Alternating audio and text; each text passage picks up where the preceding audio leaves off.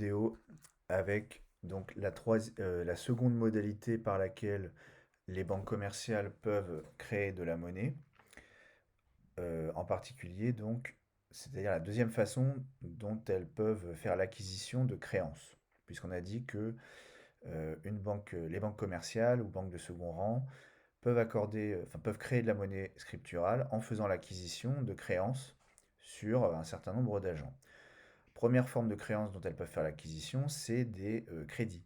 Quand elles accordent des crédits à des entreprises ou à des ménages, euh, une fois qu'elles ont accordé le crédit, elles possèdent ce qu'on appelle donc une créance sur l'agent qui bénéficie du crédit. Il y a une autre donc, possibilité pour faire l'acquisition d'une créance sur un agent de la part d'une banque, c'est lorsqu'elle achète un titre financier, à savoir une obligation. Et on s'intéresse en particulier à l'achat d'obligations publiques, d'obligations d'État, de titres financiers publics. Alors pour expliquer comment ça marche, on va prendre des exemples. Donc je reprends à partir d'ici. Donc, alors comment ça marche? On imagine que samedi dernier, Monsieur Guetta a reçu une contravention d'un montant de 200 euros. D'ailleurs, il manque euros. Euh, hop. 200 euros pour tapage nocturne. Il mettait la musique trop fort, le vilain. Ce dernier a réglé immédiatement cette contravention à l'aide d'un virement depuis son compte à la banque HSBC. Par conséquent, la banque HSBC va devoir verser 200 euros au trésor public et ce virement ne pourra être réalisé qu'en monnaie centrale entre les comptes de HSBC et du trésor public auprès de la banque centrale. Alors je fais une parenthèse avant de poursuivre, hein. Donc il faut bien que vous compreniez quelque chose. Quand vous payez avec votre carte, que vous achetez un truc dans un magasin, votre argent ne quitte pas vraiment votre compte immédiatement, en fait. Ce que vous faites quand vous payez par carte, c'est que vous transmettez une autorisation numérique à la banque qui vend le produit, une promesse que vous allez effectivement faire un virement ultérieurement ou que votre banque va régler ses comptes envers l'autre banque. Mais c'est pas vous vraiment qui faites le virement. Vous ne faites que transmettre l'autorisation d'un virement ultérieur qui aura lieu lors de la compensation interbancaire. Donc à chaque fois qu'un client fait une transaction ou un virement, ça se passe toujours en deux temps. Il y a l'information qui se déplace, c'est-à-dire effectivement des euros ou des euros scripturaux qui vont d'un compte à un autre. Et dans un second temps, il y a votre banque qui fait le travail de régler ses dettes en monnaie centrale. C'est vraiment là que l'argent circule. C'est quand c'est de la monnaie centrale qui circule entre les comptes des banques commerciales à la banque centrale. Mais vous, en tant que tel, vous ne faites pas grand-chose, hein. Vous faites juste que signaler une autorisation de paiement par carte. Ok. C'est pour ça que là, il se passe deux choses. Monsieur Guetta, il fait son virement de 200 euros, qui en vrai, il se passe rien. C'est quand sa banque HSBC fait le virement en monnaie centrale au trésor public que là, vraiment, il y a de l'argent qui circule. Le vrai argent dans l'histoire, c'est la monnaie centrale, qu'on appelle également liquidité. Alors, bon, ça donne lieu à un certain nombre d'écritures comptables, ce qui fait que c'est un petit peu parfois un peu lourd à observer. Mais bon, c'est assez répétitif, donc je pense que vous arriverez sans mal à vous retrouver. Alors on y va. Donc dans un premier temps, donc, M. Guetta réalise le virement de 200 euros au Trésor public. Par conséquent, la banque HSBC paye le Trésor public en monnaie centrale. Le montant de ses liquidités diminue dans son compte auprès de la banque centrale. Pardon. Le montant de ses liquidités détenues dans son compte auprès de la banque centrale diminue de 200 euros. Donc là, regardez bien ce qui se passe. Vous, enfin pas vous, mais voilà, Monsieur Guetta, il fait son virement. Donc le solde de son compte, il diminue de 200 euros. C'est logique, hein. Ici c'est le solde, hein. Et ici on est au passif, donc c'est l'argent que doit HSBC à tous ses clients.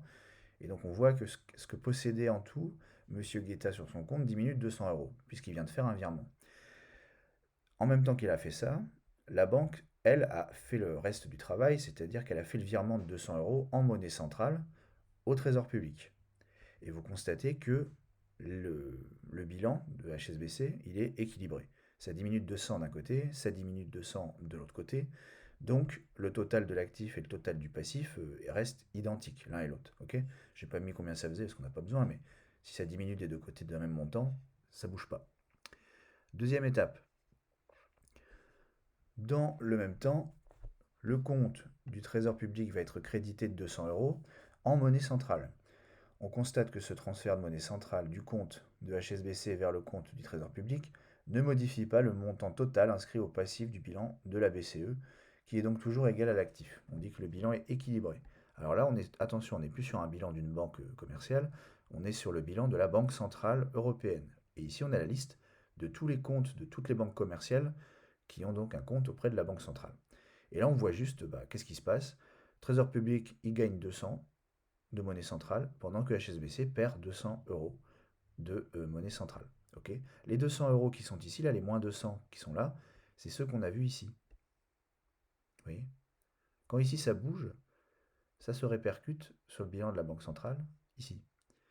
Alors j'ai pas mis le bilan du Trésor public, je sais plus, mais vous imaginez, on aurait un petit schéma comme ça avec Trésor public, et ici il y aurait marqué plus 200. Puisque voilà. Et donc comme les 200 euros de monnaie centrale, ils ont juste changé de main, au niveau du total, ça ne change rien. Le total est toujours égal, c'est le même montant. Donc il n'y a pas de changement vraiment en bas de la colonne, et ni du coup en bas de cette colonne-ci non plus. C'est juste la répartition des sous, de la monnaie centrale qui a changé. Alors venons-en à ce qui nous intéresse. Maintenant, que se passe-t-il si l'État est obligé de dépenser plus d'argent que ce qu'il possède, ce qui arrive tous les ans? Dans cette situation, l'État va accuser un déficit budgétaire. Cela veut dire qu'il va se retrouver avec un trou dans son budget. Il va dépenser plus que ce qu'il n'a, donc forcément il va creuser dans le déficit, hein, il va dépenser, il va être dans le négatif. Donc plus concrètement, le compte du Trésor public auprès de la Banque centrale va être débiteur, c'est-à-dire que son solde, le solde de son compte, sera négatif. Le problème, c'est que c'est interdit. Donc on imagine ce qui se passerait si l'État dépensait plus que ce qu'il a, sans rien faire à côté pour compenser ça. Il aura un solde négatif, mais c'est interdit. Donc que va faire l'État pour empêcher que ça se produise? L'État va émettre une obligation, ou donc un titre financier public, et on parle d'obligation obligation d'État. Donc pour le rappel de ce que c'est qu'une obligation, vous retournerez voir le 1.c.1 qui vous explique c'est quoi une obligation. La vente de cette obligation va permettre au Trésor public de récupérer des liquidités, c'est-à-dire donc de la monnaie centrale. Hein. Liquidité, monnaie centrale, c'est synonyme, afin de pouvoir réaliser les dépenses qu'il souhaite. Grâce à l'achat de cette obligation par une banque commerciale, l'État va donc pouvoir dépenser une somme qu'il n'avait pas à la base. D'accord ? Donc il y a une banque commerciale qui va acheter l'obligation émise par l'État. En l'achetant, il la paye en monnaie centrale. L'État, lui, va récupérer de la monnaie centrale. C'est le prix de vente de son obligation. Et avec cet argent, eh bien, il pourra réaliser les dépenses qu'il veut. La banque commerciale qui achète une obligation émise par l'État va donc créer indirectement de la monnaie scripturale. Alors, je le redirai peut-être plus tard, mais l'idée c'est que l'État, vendant son obligation, il se retrouve avec de l'argent qu'il n'avait pas, puisque la banque, quand elle lui achète, elle lui prête des sous qu'il n'a pas. Donc, l'État dépense plus que ce qu'il n'a, et c'est comme si, c'est comme si on lui avait accordé un crédit dans cette histoire. Alors, voyons concrètement comment cela fonctionne avec un exemple. Donc, Monsieur Y est un brillant professeur d'économie dans une université parisienne. Bien. Ce mois-ci, il doit toucher le salaire extravagant de 5 000 euros sur son compte au Crédit Agricole. Mais le Trésor public ne dispose que de 200 euros sur son compte auprès de la Banque centrale. Les 200 euros de la contravention de Monsieur Guetta. Par conséquent, le Trésor public ne peut pas payer Monsieur Y, à moins d'accuser un déficit de 4 800 euros sur son compte auprès de la Banque centrale, ce qui est interdit. Alors que va faire donc l'État? Comme nous l'avons dit plus haut, il va émettre une obligation. On y arrive. Dans un premier temps, le Trésor public va émettre une obligation pour un montant de 4 800 euros. D'accord? C'est exactement ce qui lui manque pour pouvoir payer le professeur. Cette obligation va être achetée par la Société Générale qui paiera le Trésor public en monnaie centrale. Donc vous imaginez que voilà, on ne se paye pas en monnaie scripturale, on se paye en monnaie centrale. En achetant l'obligation, la Société Générale réalise en fait un prêt de monnaie centrale au Trésor public. Le Trésor public devra donc rembourser la Société Générale ultérieurement et avec des intérêts. D'accord? Donc qui dit prêt dit faut rembourser plus à la fin que. Voilà. Il faut rembourser en plus un montant, un pourcentage de la somme empruntée. Ce sont les intérêts. Donc, au bilan de la Société Générale, le montant des liquidités détenues diminue de 4 800 euros, ce qui est logique puisque c'est le montant qu'elle prête au Trésor public. Donc là, on voit, on imagine qu'à la base, elle avait 10 000 euros de monnaie centrale, la Société Générale. Ça diminue de 4 800 euros parce que c'est le montant qu'elle va verser au Trésor public, parce qu'elle lui prête ces 4 800 euros. Mais bon, vous commencez à avoir compris comment ça marche. Comme elle prête 4 800 euros et qu'elle va les récupérer ultérieurement, euh, on va dire que la banque Société Générale va posséder une créance sur l'État, une créance sur le Trésor public. Donc cette créance vaut aussi 4 800 euros et elle va l'inscrire ici. Voilà, le titre financier, l'obligation, c'est une créance en fait, une obligation. Et donc elle détient une créance d'un montant de 4 800 euros également. Donc vous voyez, hein, l'argent part d'un côté, mais il revient de ce côté-là. C'est juste le temps. C'est juste le temps qui fait que comment dire, on est sans l'argent. S'il n'y avait pas de temps, comment dire, bon, il y a toujours le temps. Bon, laissez tomber. Donc, donc c'est parce que du coup, on est sûr de récupérer l'argent qu'on est autorisé à enregistrer ces 4 800 euros là toujours à l'actif, parce que la banque possède sa créance sur l'État. Donc pour un montant équivalent. Comme la Société Générale possède cette créance, comme je viens de le dire, elle l'inscrit à l'actif dans le poste titre financier. Donc vous voyez progressivement, à mesure qu'on avance dans le cours, on fait apparaître des postes, c'est-à-dire des catégories de trucs pour ranger des éléments du bilan. Donc il y a les liquidités, là on voit qu'aussi on peut faire apparaître des titres financiers, il y a plein de trucs qu'on peut faire apparaître pour faire la liste de tout ce que possède une banque, ou une entreprise d'ailleurs.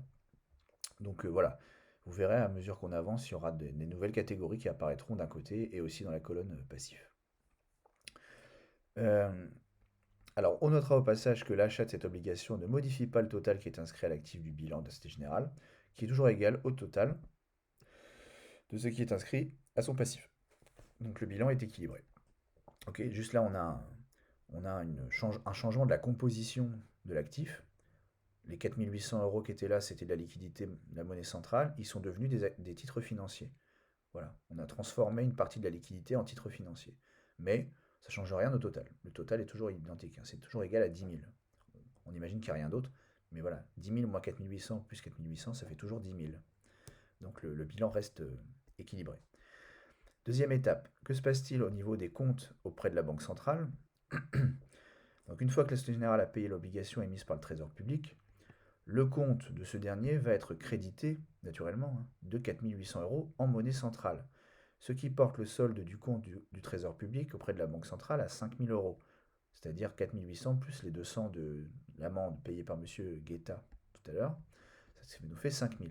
Donc vous voyez ici, hein, le Trésor public, le solde de son compte, il y avait déjà 200, grâce au paiement de l'amende de tout à l'heure, et là, c'est les 4 800 euros de monnaie centrale que vient de lui prêter la Société Générale. Ok, donc il se retrouve avec un solde égal à 5 000 euros. Et en même temps, la Société Générale, on a dit qu'elle s'était séparée de 4 800 euros de monnaie centrale, puisqu'elle vient de les prêter précisément au Trésor public. Donc le solde de son compte en monnaie centrale auprès de la Banque centrale diminue de 4 800 euros également. Ok. Donc ça, c'est ce que j'ai indiqué ici. Donc vous voyez, hein, il y a des transferts de monnaie centrale entre les différents comptes qui sont au passif de son bilan. Encore une fois, ça ne change rien au total du passif, hein. On change juste la répartition de la monnaie centrale entre les comptes. Mais le montant au total ne change pas. Troisième étape. Maintenant que le Trésor public dispose de ces 5 000 euros sur son compte auprès de la Banque centrale, il peut maintenant payer M. Y grâce à un virement en monnaie centrale vers le Crédit Agricole. D'où les 5 000 euros sur le compte du Trésor public. Donc là, on voit, oui. Donc on voit ce qui se passe. Le Trésor public, ça y est, il a enfin ses 5 000 euros, il est content, mais il va directement faire un virement de 5 000 euros de monnaie centrale vers le compte du Crédit Agricole, parce que avec ces 5 000 euros de monnaie centrale, le Crédit Agricole pourra créditer le compte de Monsieur Y de 5 000 euros, puisqu'il faut payer, c'est le salaire du fonctionnaire, donc il faut le payer. Donc là, il y a 5 000 euros qui sortent du compte du Trésor public en monnaie centrale et qui vont dans le compte du Crédit Agricole également en monnaie centrale. Donc c'est dans ce sens-là, hein. Le Crédit Agricole va donc voir son solde de monnaie centrale augmenter de 5 000 euros, ce qui l'autorisera dans un dernier temps, vous voyez, les plus 5 000 qui sont là, dans le poste, là c'est le bilan du Crédit Agricole, la banque de Monsieur Y. Donc les 5 000 euros qui sont là, qui viennent d'arriver, c'est les 5 000 euros qui sont là en fait. Les plus 5 000 euros de monnaie centrale. Et comme le Crédit Agricole vient de recevoir ces 5 000 euros de monnaie centrale, il est autorisé désormais à créditer le compte de Monsieur Y du même montant. D'accord? En fait, c'est parce que Monsieur Y il a été payé de 5 000 euros qu'il a le droit d'augmenter son compte en monnaie centrale au niveau du bilan. Mais dans les faits, au niveau des virements, c'est l'inverse. La banque reçoit d'abord la monnaie centrale et elle a ensuite l'autorisation de, comment dire, de créditer le compte du client qui reçoit le virement. D'accord? Donc encore une fois, si vous vous y perdez, hein, les vrais sous, entre guillemets, les vrais sous, c'est la monnaie centrale, hein. C'est ça qui constitue un enjeu important pour les banques. Et c'est ça vraiment c'est ce qui se passe ici en fait qui est le plus important. Après, on actualise les comptes bancaires de chaque client en monnaie scripturale, hein, sur les bilans des banques commerciales. Mais c'est plus indicatif en vrai ce qu'on voit ici. C'est surtout indicatif. La vraie richesse des banques, c'est la monnaie centrale qu'elles détiennent pour régler leurs comptes. D'accord? Bon, euh, entraînez-vous, mais c'est un petit gymnastique intellectuelle. Mais à la fin, bon, c'est toujours pareil. Ça va, voilà, vous avez compris. Donc plus 5 000 euros de monnaie centrale pour le Crédit Agricole, plus 5 000 euros sur le compte en monnaie scripturale, sur le compte de Monsieur Y. Après, c'est de la monnaie scripturale, mais ça ne veut pas dire que voilà, Monsieur Y il peut payer que en virement, hein. Il peut retirer du liquide, enfin de l'argent liquide, des billets. Et les billets sont de la monnaie centrale. On y reviendra plus tard. Pour terminer, il y a donc bien eu création de monnaie scripturale pour créditer le compte de Monsieur Y. Le Trésor public a emprunté de la monnaie. Non, attendez, je suis pas bon. Il y a donc bien eu création de monnaie scripturale, car pour créditer le compte de Monsieur Y, le Trésor public a emprunté de la monnaie centrale auprès de la Société Générale. C'est un peu comme si la Société Générale avait accordé un crédit au Trésor public, sauf que dans ce cas, l'emprunt de monnaie centrale s'opère grâce à la vente d'une obligation émise par le Trésor public et achetée ensuite par la Société Générale. Donc vous avez compris, hein, comment dire, le Trésor public, il a dépensé plus d'argent qu'il n'avait parce qu'il a emprunté des sous à la Société Générale. Les sous, c'est la monnaie centrale. Et comment est-ce qu'il a fait pour emprunter de la monnaie centrale à la Société Générale? Il a proposé à la vente une obligation d'État que la Société Générale lui a achetée, et en lui achetant, la Société Générale paye le Trésor public en monnaie centrale, ce qui équivaut à un prêt de monnaie centrale au Trésor public. Donc là où il y a de la création monétaire, c'est-à-dire le Trésor public, les sous, il les a dépensés pour, par exemple, faire son virement à son client, enfin à son fonctionnaire. Mais bon, le fonctionnaire, une fois qu'il a ses sous, il les dépense, il fait ce qu'il veut avec, hein. Alors que le Trésor public, lui, il va devoir rembourser le prêt à la Société Générale. Donc temporairement, il a pu dépenser plus que ce qu'il n'avait, le Trésor public, mais c'est temporaire. Il va bien falloir qu'à un moment donné, il retrouve de la monnaie centrale pour rembourser ce qu'il doit à la Société Générale. C'est là que ça coince un peu plus. Donc c'est pour ça qu'on dit que c'est de la création monétaire. C'est qu'il dépense ce qu'il n'a pas. Et comment? Par un prêt. Donc les banques commerciales peuvent donc créer de la monnaie scripturale en faisant l'acquisition de titres financiers, c'est-à-dire d'obligations, émis par l'État, c'est-à-dire en faisant l'acquisition de créances sur le trésor public. Donc nous avons enfin fini sur les modalités de la création monétaire par l'acquisition de créances de la part des banques commerciales sur divers agents par voilà, l'octroi de crédit ou le fait d'acheter des titres financiers publics. Donc je coupe et après on va passer au dé sur la création monétaire liée à l'acquisition de devises étrangères. A tout de suite.